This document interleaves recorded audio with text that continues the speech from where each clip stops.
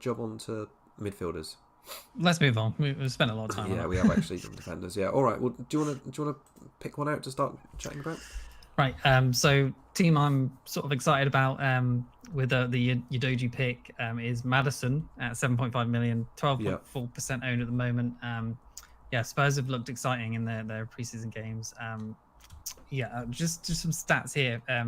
But they've had 104 shots in 3 preseason game friendlies. They had 28 versus Shakhtar with 19 on target, 44 versus Lions City with 13 on target, and 32 shots versus West Ham with 13 on target. Blimey. So that's a They're going very for high it. shot volume, and that's ultra attacking football happening right now. So Ange's changed the philosophy already. They've got that front four of Kane, assuming Kane stays, Son, Kulusevski, and Maddison, all just taking shots constantly. And they're eventually going to go in, you'd imagine. Maddison at 12.4% feels like he's pretty good. Like his last preseason game, I think he got a goal. Not a goal, an assist, and won a FPL assist for a penalty. And obviously had a load of shots. So I think he got a few other returns as well in the other games. So I like him at the moment. I feel like that Brentford game is there for the taking as well. I don't think Brentford. Interesting. Okay. I don't think Brentford have been good defensively over the preseason at all, and Flecken's looked flaky. Yeah, he has. Flaky Flecken. So I think there's definitely points in that game. The first two are awkward. Obviously, Man United after that, but game week 3 onwards, that 3-week run of Bournemouth away, Burnley away, and Sheffield United at home, that looks like prime area for points. So if you have like a 6.5 mil mid or an 8 million mid that I do in mind, you can start to look at him from game week 3, I think, possibly at the start. So how tempting for you is he? Because I know what your vague formation's like at the moment. Who he's competing with in your midfield, is he strong consideration? He is a strong consideration. Okay. Absolutely. I'm wavering on game week 1, but then I feel like that's what a lot of people are doing. So maybe, like I said, I like that Brentford game still. Yeah. So maybe there is just a chance there for points. But the player, I'm kind of treating the 5th or 7th sort of attacker in my team as like one I can kind of rotate in and out. Just like kind of transfers in and out. So there's the Maddison pick. There's kind of like Odegaard. There's like Jota. Those sort of players, or even the 6.5 million mids for the really good fixtures. Got it. And Maddison is definitely one to consider. And I like it. I don't know what to say. Like I feel like he's going to go well on the first game. Yeah. Well, it's players like Maddison at 7.5. It make me think I don't want to spend that 5.5 million on Stones and maybe downgrade to a 4.5 because, I mean, we'll talk about our drafts when we get to them. But that 6.5 mid or spot in midfield, which I've sort of keeping open for the 6.5 mids we've got options of at the moment, and then working up an extra million to Maddison. So it's definitely something I'm thinking about too. But at the moment, some of the Brighton mids have got better fixtures. But have you found that like you've looked at like maybe like 1 to 2 million in the bank and you kind of felt comfortable with it in some of the drafts? I don't know, maybe not maybe like 1 to 2 million, but maybe like 0.5. Okay. I feel like I'm trying to. I think it's because I know who you've got up front, and we'll talk about that in a minute. But I feel like I'm trying to spend most of the money. But I feel like that you can do a good and solid pick draft with like 2 million in the bank at least, like quite easily. Yeah. But all right. Well, I just want to. Well, let's talk about one of the big guns because Salah is constant in this preseason. So 2 goals, 7 assists, which is a bit of a reversal for what he's normally like. He's definitely been more of a creator than he has a goal scorer. But across all players in the league, he's had the best preseason. He's down at 23% ownership. I was looking at the numbers a bit more today. So he's not featured in my draft yet, and I think part of the reason is just the spread of players you can get with the funds you don't have tied up in him. But based on how City played at the weekend, I appreciate Haaland didn't look great. I mean, is it crazy? I know we haven't talked about this enough, but are we all just like overlooking him at our peril? So he's proven in 6 seasons he's capable of big point returns. So Haaland got expected points last season of 250. Salah got 238 by comparison. So that's expected points. So there's only 12 in it, and obviously they're like 1.5 million cheaper. Salah, in the final numbers, admittedly, were much further apart. So Haaland overperformed his XG, or his expected points. He ended up with 272. Salah basically got bang on, 239. So suggests really that Haaland overperformed, and perhaps he will regress a little bit this season, because I don't think you can keep overperforming your expected points, XG, XA, all of those expected metrics, right? And Salah has been the definition of premium consistency across 6 seasons. That's 255 points on average across 6 seasons. So I think his pre-season form, his history has showed there's no reason why he's dropped off. Do you think, this is getting the crux of my question here, if Liverpool weren't away Chelsea in game week 1, we would have a much more, and let's say, I don't know, maybe the fixtures were reversed, Haaland was away at Chelsea. Do you think the ownership wouldn't be split so high and Haaland having 86%, Salah having 23%? Because if you were going to perma-cap one over the other, I don't think across the season there's that much difference, which is the reason why we've all got Haaland, because we think we're all going to perma-cap him. Yeah. I was not.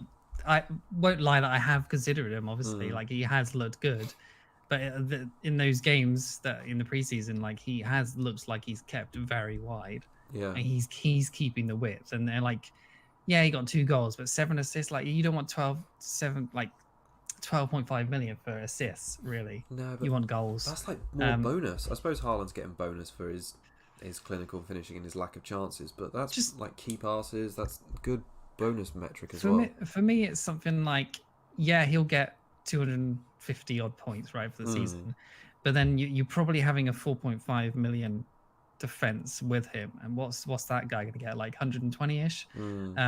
So, and then it's between, so you go Salah plus a 4.5, or you get Rashford plus Saka, that sort of thing, Rashford plus Martinelli or something. So those two probably together are going to outscore the 12.5 and 4.5 combination, I feel like. So that's just where I'm going with it, and just spreading the funds around. I feel like across the season, the combination of the other two, the sort of mid-priced to high-priced mids, are going to do better than just Salah with a 4.5. Yeah, no, I understand. Yeah, I totally get that opinion. But yes, he absolutely could perform well. The Bournemouth game is going to be scary. And yeah, just if you go for him, they give you, I guess, you just got to make your bed for it if you're not going there. And I will be swearing up in the chat if he's scoring loads of goals. But I just got to get past it. I think I'm just not going there. Yeah, I don't think that, maybe I'm wrong about this, but I think that it would be, people would favour having Salah in their team more if there was another decent option. Let's say Tony was back, another decent striker option who is around that sort of price for Watkins, because I don't think you can have Salah and Kane and still a balanced draft like most of the 3-5-2s and the 3-4-3s are now.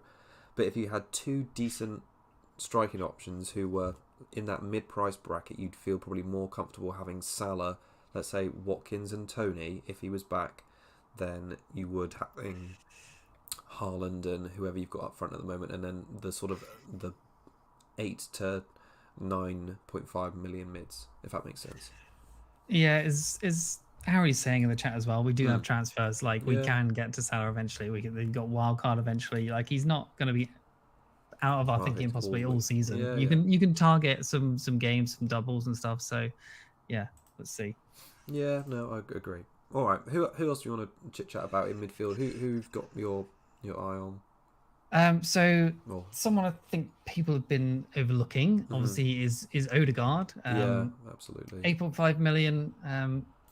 He's quite expensive for what I guess people think that he is, but possibly a bit more of a CM than an attacking forward. He was so far forward. He was so far forward in the Charity Shield game. So, he was in the midfield 3 on the team sheet, but he was basically up with Havertz quite a lot of that game. Surprisingly, I didn't even realize this. He was the second highest scoring mid last year with 212 points. So, 21.5%, like I say, of people are overlooking, and that's still quite high. But I feel like that is auto-pick teams that haven't really looked. That's not a Stupian levels of high, is it? For the second highest scoring player. Exactly. So 15 goals and 8 assists last year from XG of 8.5 and an XA of 9.8. So he's obviously way outperforming the XG there. So that suggests overperformance. And a lot of his goals were from like long shots and things. So in other situations, those aren't going to go in. So I feel like he probably will regress a little bit, but Arsenal are expected to go from strength to strength. I feel like with obviously their fixtures and their signings. Yeah, 93 shots, which was third of all mids across the whole season, which is crazy. 14 big chances created, which is good. 9 big chances for himself. Yeah, I think there's going to be a regression, but I feel like in the fixtures that is there for him at the start, he could do well, and he's obviously going to be a 90-minute man as well. Absolutely. Like the likes of Martinelli, who probably will go off at a 70-minute mark. Obviously, he's more explosive, but Odegaard's going to be there the whole time. Yeah, he can get his sort of tap assists for people who are taking shots out like Trossard and stuff like that. And he can score from anywhere. His returns are from sort of free kicks, corners, all that sort of stuff. So yeah, I like him as just someone you can, as I said, with my sort of draft that I've got, as someone you can just sort of rotate in and out of fixtures when you see nice ones. And obviously that nice one for Nottingham Forest at home seems like a good one. So yeah, I like him. Yeah, no, well, he's been in a lot of my drafts, as you know, building up to. Has he? Okay. I think he was in my first 2 that we did in the previous shows, but he's not made it in like to my latest and perhaps final one. Maybe just because I think Martinelli is perhaps more explosive for the first few game weeks. But I think what is a good factor, which you said about then, is like I'm going to call it overtime, but like all the added time they're playing is almost like extra time. And if we're going to be getting 10 to 15 minutes extra, if you think someone like Martinelli perhaps is going to get rotated more heavily with Trossard, maybe Havertz, obviously now in the side, someone like Martinelli could be getting like an extra. I know the ball's obviously not in play, but by the time, let's say he's getting 70, 80 minutes, he could be getting maybe 20 to 25 minutes pitch time more, maybe on average per week, than, let's say, Martinelli. So I do think that's quite valuable. And I think that might start to pay over the course of the season. And for 0.5 million more, you do get a lot more security, a lot more involvement. And he, like you say, he was high against City. And maybe that was just how they were planning to play with the press. And it was hard to see like if he wasn't really getting in the box on the end of any sort of cutbacks because it wasn't that sort of game. But yeah, at the same time, against a team like Nottingham Forest, who are probably going to defend sit back on low block, he's going to be the one that's going to create the chances probably. His key passes are going to be off the scale. I mean, when I owned him last year, you basically were guaranteed if he got an assist, he was probably going to be on 2 or 3 bonus. So like each assist was worth almost 5 points because he would just rack up those key passes as well. So. Yeah, no, if I had a 0.5 million spare, I think I would happily pay it to get Martinelli up to Odegaard. Having said all this, obviously, I feel like I still prefer Martinelli.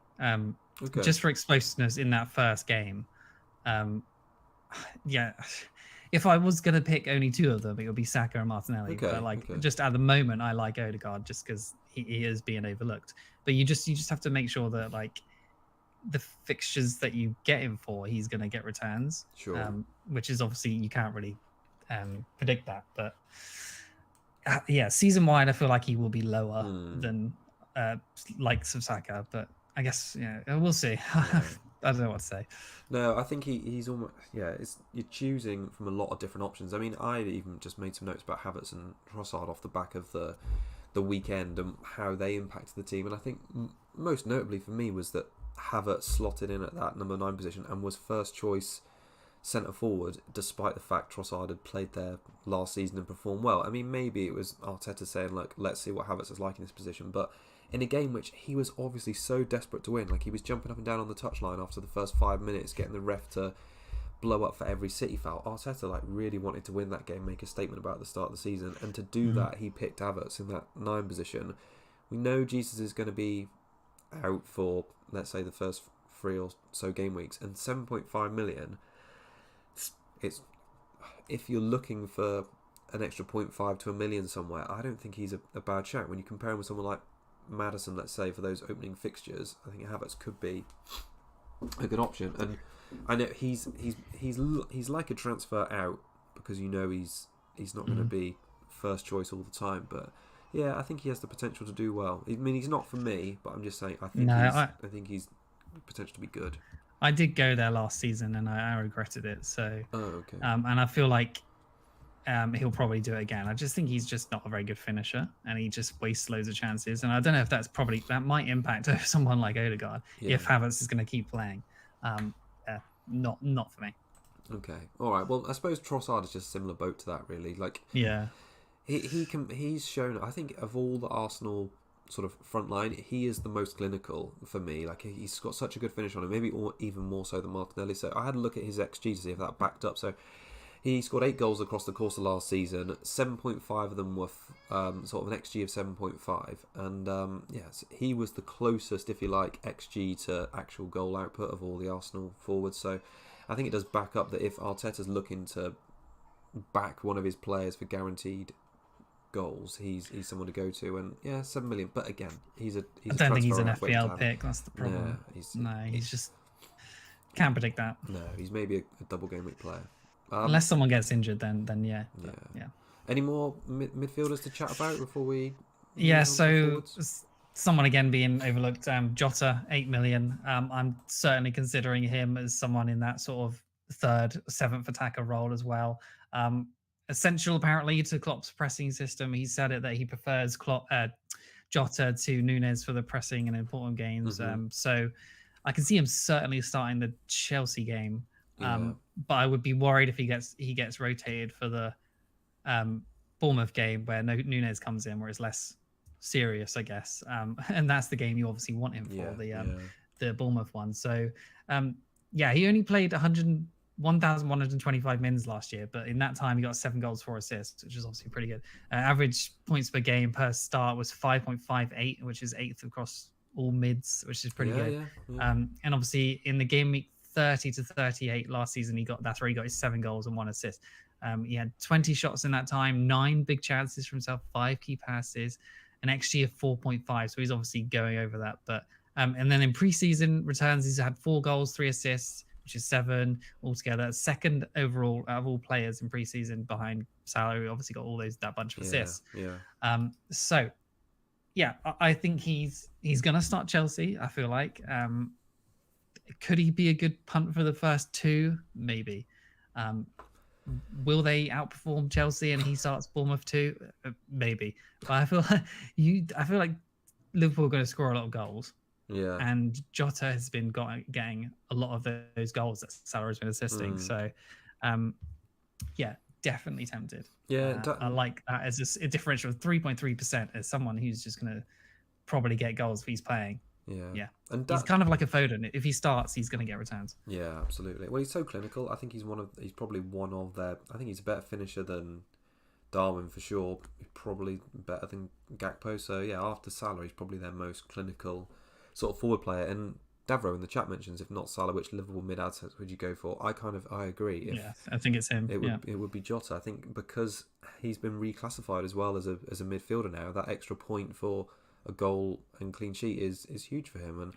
And I think we were chatting about it yesterday. Like I think there is going to be reason in teams that are stuck in like either 3-5-2 or 4-3-3 that one of your front like attacking players is rotatable based on fixtures, and there's no reason why Jota shouldn't be in that consideration if you haven't, or under consideration if you haven't got Salah. Like either from the start. Say you don't start with him, you forget about the Chelsea game, and he maybe doesn't start the Chelsea game. Yeah. Then you think, oh, okay, he's probably going to start this Bournemouth game. So that's fantastic.